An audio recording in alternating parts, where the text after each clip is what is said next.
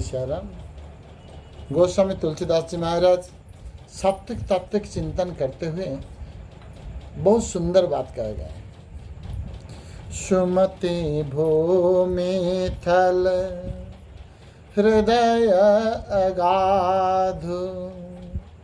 बुद्धि सुमति होना चाहिए। जहाँ सुमति तहाँ संपत्ति निधाना, जहाँ कुमति तहाँ विपत्ति निधाना। सुमति और संपत्ति ये दोनों परस्पर परिपूरक है। संपत्ति का अर्थ वैभव को ही बताया गया ऐसा नहीं है। संपत्ति आध्यात्मिक विचार भी एक संपत्ति है। जहाँ पर सुमति होगा वहीं पर आध्यात्मिक विचार भी सुदृढ़ात्मक होगा, दृढ़ होगा। सुमति भूमि, सुमति का भूमि होगा, उर्वर भूमि होगा, उर्वर उपजाऊ जमी होगा, तो वहाँ पर बीज जैसे भी जाए वो अच्छा तरह से वो फलीभूत होगा। लोग कहते हैं कि जमीन पर सार नहीं। अरे सार नहीं है कि क्या? जमीन पर ऐसे निकलते हैं वृक्ष जैसे कोई उसको बोया है, उसमें सार तो है लेकिन बीज भी उत्तम होना चाहिए। उत्तम बीज होगा तो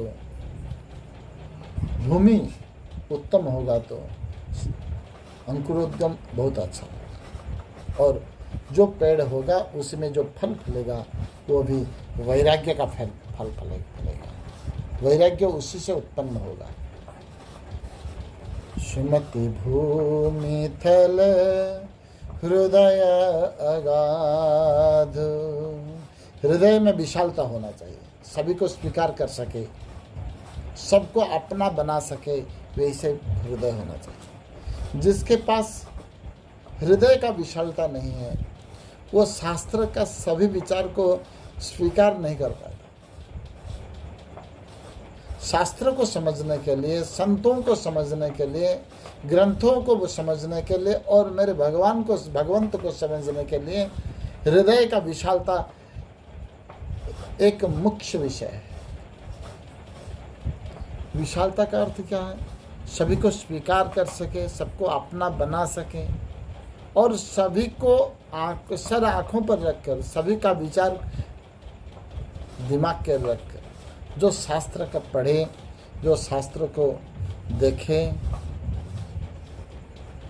वही शास्त्र से रस ले पाएगा। वो जैसे भूमि से रस लेता है वही रस ले पाएगा शास्त्र से।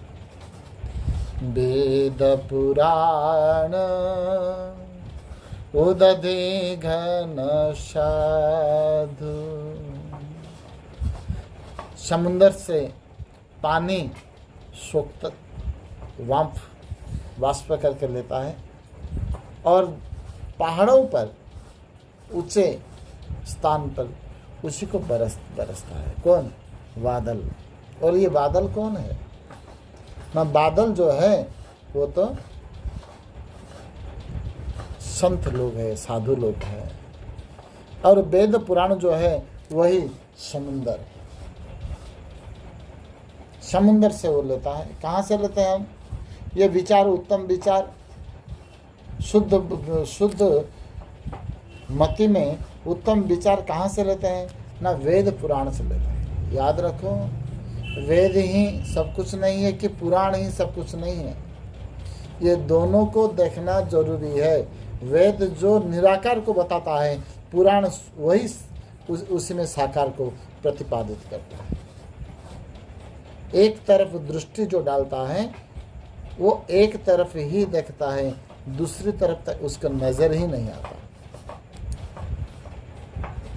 गोस्वामी जी इसलिए कहते हैं कि सगुण ही अगुण ही नहीं कछु भेदा। अरे काके निंदो काके बंदो दोनों पल्ला भारी। सगुण माता पिता, निर्गुण पिता महतारी। हमारे कबीर जी महाराज कहते हैं सगुण तो हमारा माता है और निर्गुण पिता हमारी।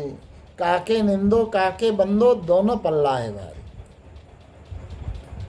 इसलिए दोनों को जो समझे वही ही शास्त्र को समझ पाता है और समझा पाता है।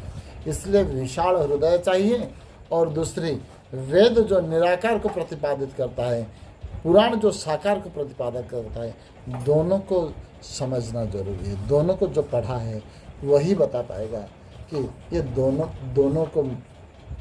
दोनों ही भगवान का स्वरूप को वर्णन करते हैं।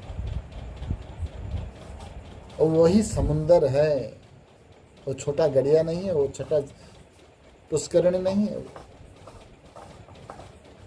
वहीं से लेना पड़ेगा हमें, और वहीं से लेकर हमें उसी को घन शीतलता प्रदान करते हुए लोगों के पास पहुंचाना है। वही काम साधु करते हैं। हम इसी विचार को आगे बढ़ाएंगे। आज का सत्संग यहाँ विश्राम।